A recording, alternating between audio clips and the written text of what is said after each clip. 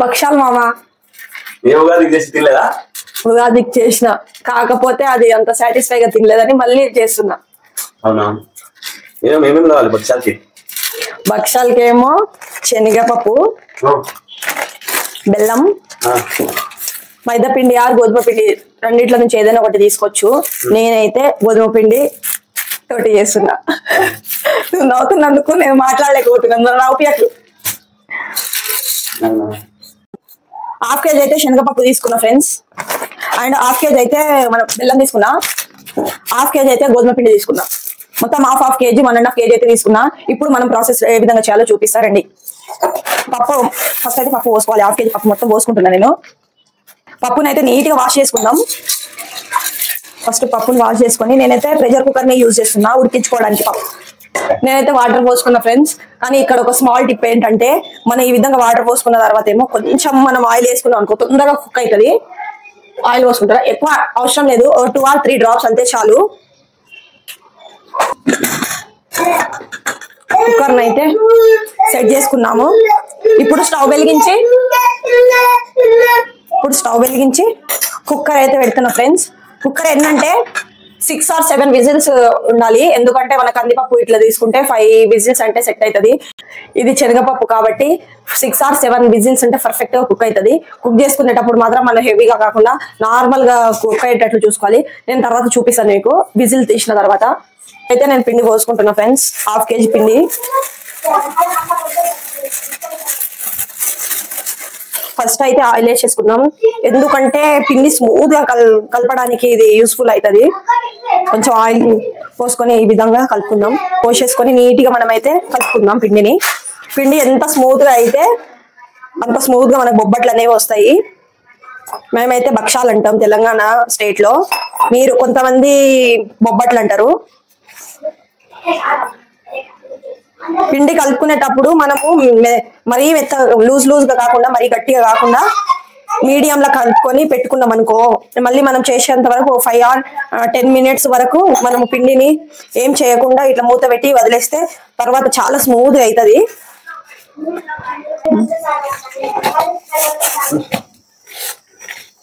ఇంకా పైన కొంచెం ఆయిల్ అప్లై చేసుకుందాం పిండి పైన, కొంచెం లిటిల్ బిట్. ఇప్పుడైతే పిండి నీట్ గా తట్టుకున్నా నేనైతే. ఇప్పుడైతే క్లోజ్ చేసేసి 10 minutes or 5 minutes అయితే మనం ఇట్లా సపరేట్ గా ఉంచుకుందాం. పప్పు అయితే అయింది ఫ్రెండ్స్. ఇప్పుడైతే చూసుకుందాం మనం పప్పు ఏ విధంగా ఉడికిందో. ఉంటది హెవీగా స్మాష్ అయింది అనుకో పప్పు, మనము చేసేటప్పుడు ఎట్లా అంటే కరెక్ట్ గా రావు, కరెక్ట్ షేప్ లో రావు, చక్కగా పప్పు కాలదు, డైజెషన్ కూడా చక్కగా కాదు. ఇక ఇందులో ఉన్న వాటర్ అయితే మనం రిమూవ్ చేసేసుకుందాం.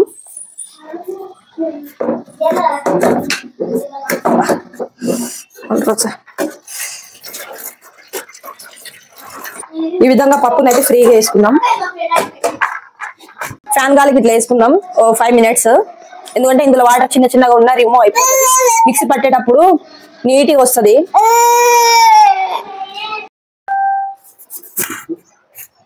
ఈ విధంగా తురుముకుందాం మనము. ఇలానే మనం ఈ విధంగా తురుముకుందాం ఫ్రెండ్స్.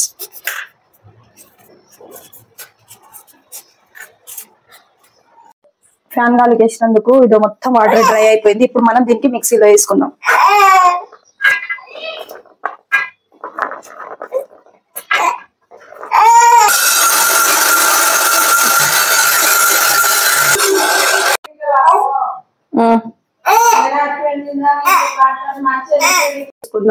మిక్సీ పట్టుకొని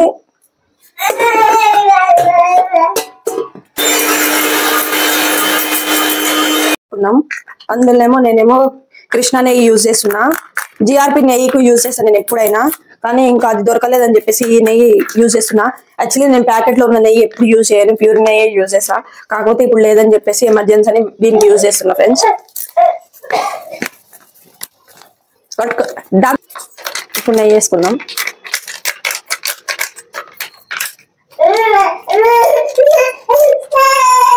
నేను ఏం పని చేసినా నా దింకు అయితే కరెక్ట్ టైంకే లేసాడు. నెయ్యి హీట్ అయింది ఫ్రెండ్స్. ఇప్పుడైతే మనము తురుము పెట్టుకున్న బెల్లాన్ని అయితే వేసేస్తున్నాం. టింకు ఉండ లేకుండా కలుపుకుందాం. గా అయిందో చూడండి ఫ్రెండ్స్. ఇప్పుడైతే మనం మిక్సీ పట్టుకున్నాం కదా శనగపప్పుని ఇందులో వేసేసుకుందాం.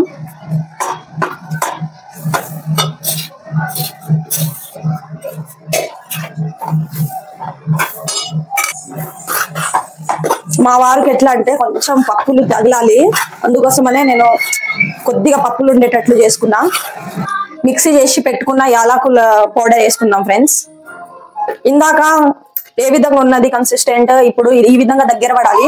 అంటే ఓ 5 minutes స్లిమ్ లో పెట్టి కలుపుతూనే ఉండాలి, ఎందుకంటే కింద మాడిపోకుండా. ఎంత మంచిగా దగ్గర పడ్డదో ఇంకో 2 minutes ఈ విధంగా తిప్పుతూ ఉండాలి. నేనైతే ఇంత సైజు తీసుకున్నా గోధుమ పిండి. ఇదో ఎప్పుడైనా సరే మనకు పర్ఫెక్ట్ బొబ్బట్లు రావాలంటే మనం ఏ సైజులో అయితే గోధుమ పిండి తీసుకుంటున్నామో ఆ సైజులోనే ఇది పూర్ణం తీసుకుంటే పర్ఫెక్ట్ వస్తాయి. చూడండి, ఫస్ట్ ఈ విధంగా కొంచెం మన హ్యాండ్ కి నెయ్యి అప్లై చేసుకుందాం. నేను చూపిస్తున్నా కదా వీడియోలో, ఈ విధంగా ప్రెస్ చేసుకుంటూ ఉండాలి. పూర్ణంకి ఈ విధంగా కవర్ చేసుకుంటూ రావాలి రౌండ్ గా. ఇప్పుడు ఈ విధంగా కవర్ అయిపోయింది కదా, దీనికైతే ప్రెస్ చేసుకుందాం మనము. కొంచెం నెయ్యి అప్లై చేసుకొని, ఇదైతే నేను తీసుకున్న షీట్ అయితే కిందదైతే మనకు 1 kg ఆయిల్ ఉంటది కదా, ఆయిల్ ప్యాకెట్ది.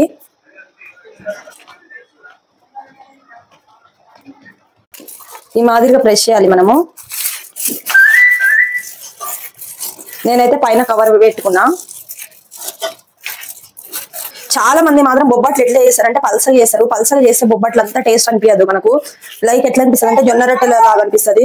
మేమైతే ఇంత సైజులోనే చేసుకుంటాం, మరీ ఎక్కువ కాకుండా మరీ తక్కువ కాకుండా చేసుకుందాం ఫ్రెండ్స్. మెయిన్ నెయ్యి అప్లై చేసుకుందాం.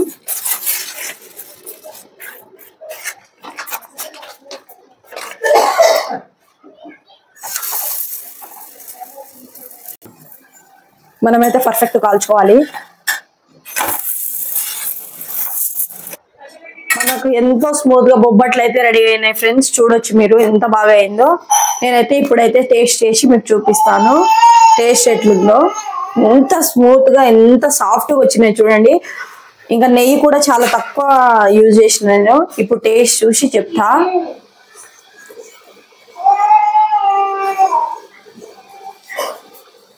మా వారు నేను తింటున్నా అన్న అవుతుండే ఫ్రెండ్స్. బాగుందా? సూపర్, చాలా బాగుంది.